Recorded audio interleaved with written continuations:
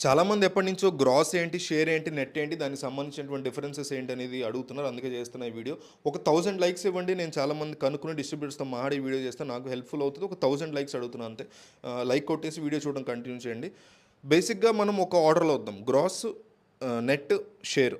So, ఎప్పుడైనా సరే ఒక మూవీకి సంబంధించి మన ఎగ్జాంపుల్స్‌తో తీసుకొని క్లియర్‌గా అర్థమయ్యేలా తీసుకుందాం. ఒక మూవీ ఏదైనా ఒక మూవీ రిలీజ్ అయింది. ఒక పెద్ద హీరోది. పాన్ ఇండియా మూవీ రిలీజ్ అయింది. తెలుగుదో, తమిళ్‌దో, కన్నడదో మూవీ రిలీజ్ అయింది.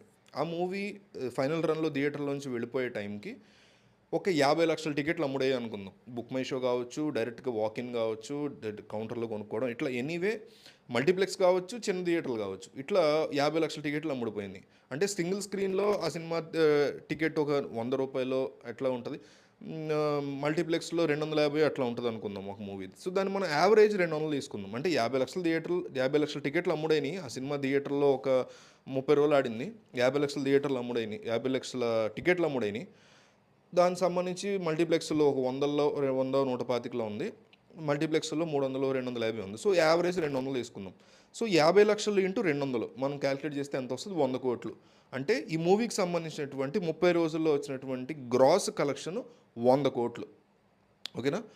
ఈ ప్రాసెస్‌లో అంటే ఇది ఈ డబ్బు ఏదైతే ఉందో ఇది ప్రొడ్యూసర్‌కో లేకపోతే సినిమాని ఒక డిస్ట్రిబ్యూటర్‌కో తీసుకున్నప్పుడు వాళ్ళకి వెళ్ళదు. బేసిక్‌గా ఒక మూవీ ఎట్లా ఉంటదంటే సేల్ గురించి కూడా చెప్పాలి. ఇందాక మర్చిపోయా.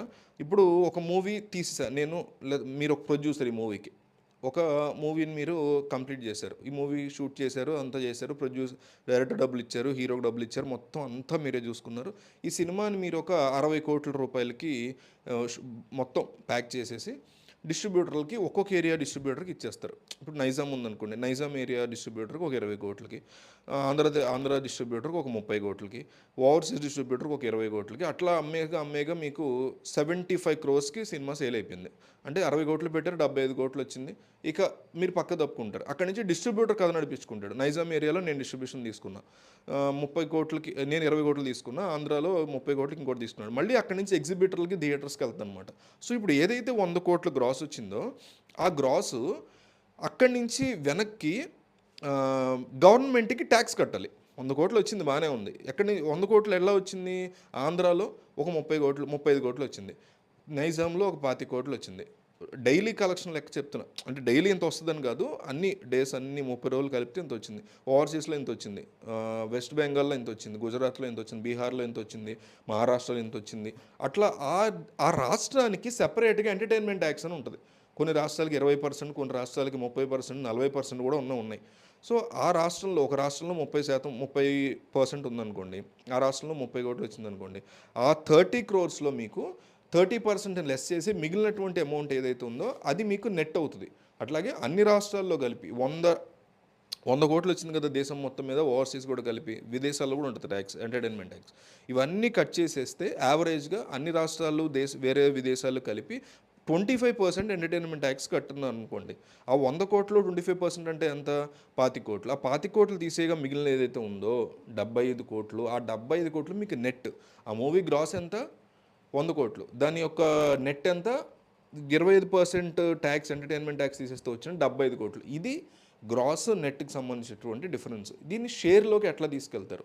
ఇదంతా కూడా ఎక్కడికి వస్తుంది? థియేటర్ యొక్క యజమాని దగ్గరికి వస్తుంది. ఈ 75,00,00,000 కూడా థియేటర్ యొక్క ఓనర్ దగ్గర ఉంటుంది. ఇక్కడ నుంచి మీకు కథ డిస్ట్రిబ్యూటర్ దగ్గరికి వెళ్ళాలి. ఈ డబ్బంతా కూడా ఏం చేయాలి? డిస్ట్రిబ్యూటర్ చేతికి వెళ్ళాలి. డిస్ట్రిబ్యూటర్ చేతికి వెళ్ళే ముందు థియేటర్ యొక్క రెంట్స్ కానీ, థియేటర్కి పెట్టేటువంటి ఎక్స్పెన్సెస్ కానీ, థియేటర్ కరెంట్ దగ్గర నుంచి, జీతాల దగ్గర నుంచి ఇవన్నీ కలిపి థియేటర్ కూడా ఒక అమౌంట్ తీసుకుంటాడు. పర్ డే కానీ, పర్ మంత్ కానీ. ఆ అమౌంట్ కట్ అయ్యి వెళ్ళేటువంటి అమౌంట్ అంటే మల్టీప్లెక్స్ల నుంచైనా, సింగిల్ స్క్రీన్ నుంచైనా డిస్ట్రిబ్యూటర్కి ఈ 75,00,00,000 అంటే ఆయా ప్రాంతాలు బట్టి 75,00,00,000 యాజ్ ఏ హోల్ చూడకుండా కొన్ని చోట్ల 10 లక్షలకు వస్తుంది. అది మీకు 100,00,00,000ని రాష్ట్రాలకు సంబంధించి డివిజన్ చేస్తున్నప్పుడు మీకు పర్ రాష్ట్రం 30,00,00,000, 20,00,00,000, 15,00,00,000 అట్లా డిస్ట్రిబ్యూట్ చేసుకుంటే వచ్చేది నెట్. సో, ఇక్కడ మనం నెట్ నుంచి షేర్కి వెళ్ళేటప్పుడు డిస్ట్రిబ్యూషన్ పర్ థియేటర్ లేదా పర్ జిల్లా, పర్ రీజియన్ని తీసుకుంటాం. సో, అట్లా తీసుకున్నప్పుడు కొన్ని చోట్ల మల్టీప్లెక్స్లకు ఎక్కువ కట్టాలి, కొన్ని చోట్ల సింగిల్ స్క్రీన్స్ కూడా. ఇప్పుడు గోకుల్ ఉందనుకోండి. గోకుల్కి సంధ్యా థియేటర్కి డిఫరెన్స్ ఉంది కదా. గోకుల్లో జరిగే సంధ్యలో జరిగే సెలబ్రేషన్స్ గోకుల్లో జరగవు. లేకపోతే మీకు దిల్సుఖ్నగర్లో కొన్ని థియేటర్లు ఉన్నాయి, సుదర్శన్ ఉంది క్రాస్ రోడ్స్లో. ఇట్లా పర్ థియేటర్ దాని కెపాసిటీ, దాని సీటింగ్, దానికి జనాలు దానికి ఉండే క్రేజ్ బట్టి అది డిఫరెన్షియేట్ అవుతూ ఉంటుంది. సో అక్కడికి వచ్చేసరికి ఆ పర్టికులర్ థియేటర్కి ఎంత వచ్చింది, ఈ 30 రోజుల్లో ఈ 100 కోట్లలో ఈ పర్టికులర్ సింగిల్ స్క్రీన్ థియేటర్కి ఎంత వచ్చింది, ఒక 20 లక్షలు వచ్చింది అనుకోండి. అందులోంచి థియేటర్ యొక్క రెంట్ కానీ ఎక్స్పెన్సెస్ ఇవన్నీ మైనస్ చేసుకుని ఏదైతే సొమ్ము వెళ్ళిందో 15 లక్షలు వెళ్ళింది అనుకోండి.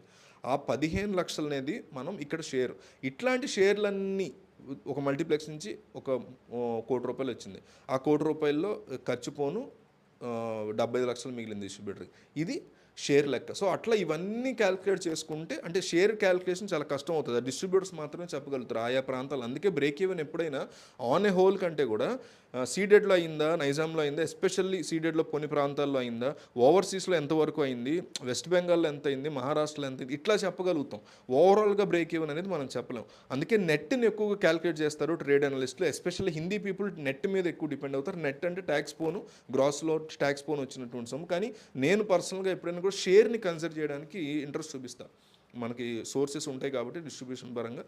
సో ఇది బేసిక్గా ఇది గ్రాస్. సో అప్పుడు ఆ 100 కోట్లని 75 కోట్లు నెట్ అయితే, ఈ 75 కోట్లలోంచి ఒక 25 కోట్లో, ఒక 30 కోట్లో కనుక ఆ మూవీకి సంబంధించి ఖర్చులు ఇతరత్ర పోతే, ఇది డిస్ట్రిబ్యూటర్, అందరు డిస్ట్రిబ్యూటర్లకి కలిపి వచ్చేటువంటి లాభం. ఈ లాభంలోంచి ప్రొడ్యూసర్కి ఇవ్వాలా వద్దా అనేది వాళ్ళు కొనుక్కునేటప్పుడు చేసుకునేటువంటి డీలింగ్స్ బట్టి, వాళ్ళ అగ్రిమెంట్లు బట్టి ఉంటాయన్నమాట. ఇది నెట్ గ్రాస్ నెట్ షేర్కి సంబంధించినటువంటి బేసిక్ ఇన్ఫో. దీంట్లో మళ్ళీ చాలా డీప్గా కరెక్షన్స్ ఉంటాయి, వాళ్ళు ముందు చేసిన అగ్రిమెంట్స్ ఉంటాయి, లాస్ వచ్చినప్పుడు ఎట్లా బేర్ చేయాలనేవి ఉంటాయి.